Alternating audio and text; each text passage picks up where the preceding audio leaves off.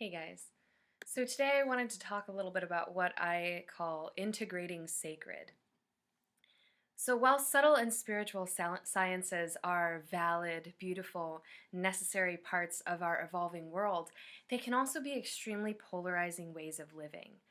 We speak of integrating this next step in evolution, this next great awakening, but many of us end up alienating people who've not shared the same experiences that we have. We go really far in the other direction and begin to create the same world we were in, just with a different colored lens. We sometimes use astrology, for example, to make excuses and to justify our own emotional turmoil. So we're still having the same sort of energetic experience or living similar life narratives as everyone on the other side of the bridge, but we make excuses for our offness by appealing to subtle sciences that we can't fully grasp yet.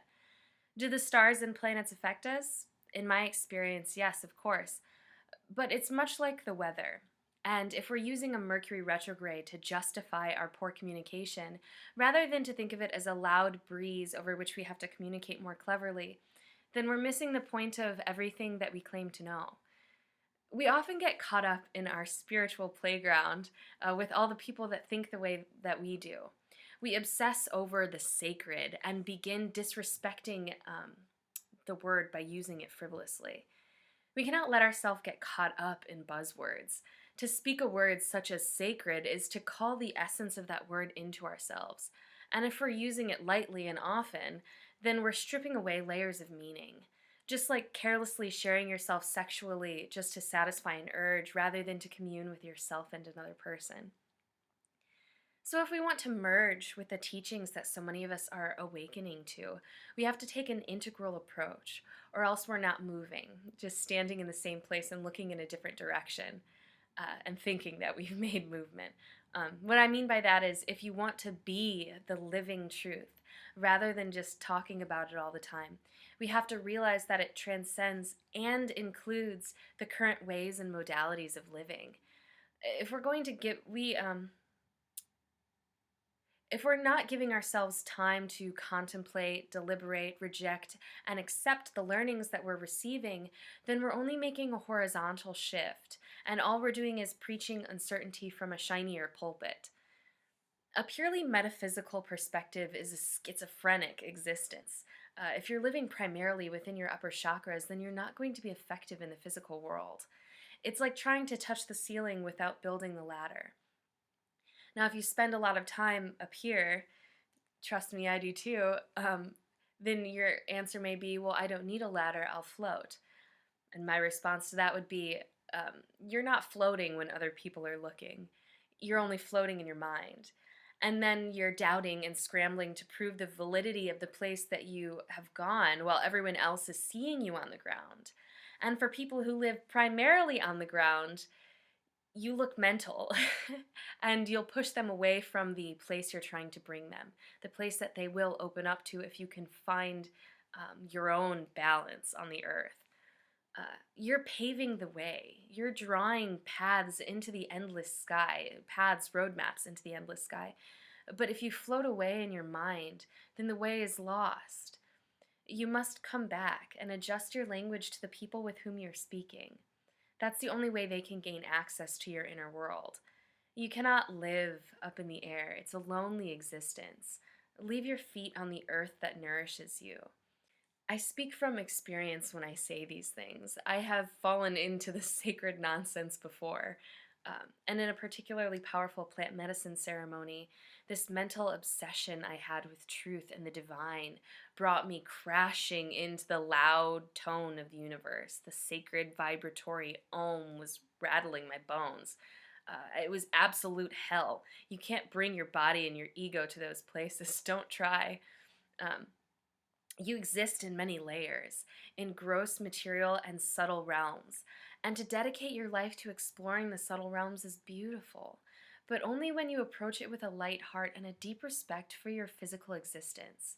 You must appreciate and understand the separateness of the layers in order to experience the fullness of the beautiful life experience that you're having.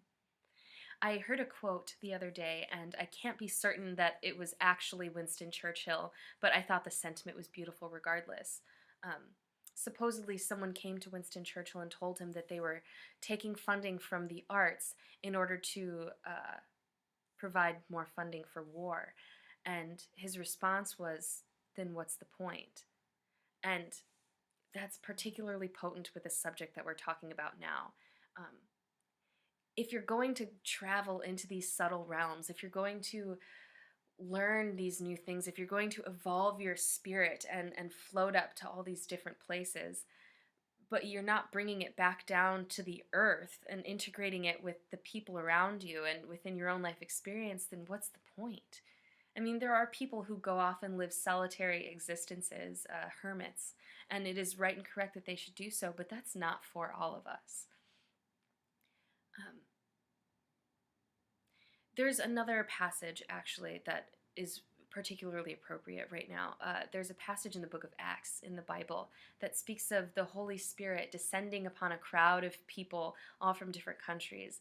It descended as flaming tongues, and when it spoke to these people, they heard it in their own language, and that's what I'm aiming to communicate here. The divine, the truth, the sacred is a vibratory truth.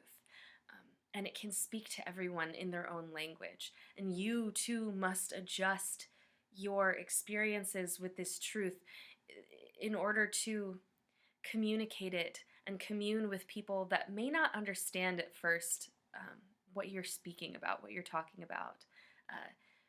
We don't want to scare anyone away or give them some sort of impression of cultish mentalities, because to believe something without having direct experience with it is a cultish mentality. You don't want to try to integrate something that you don't understand.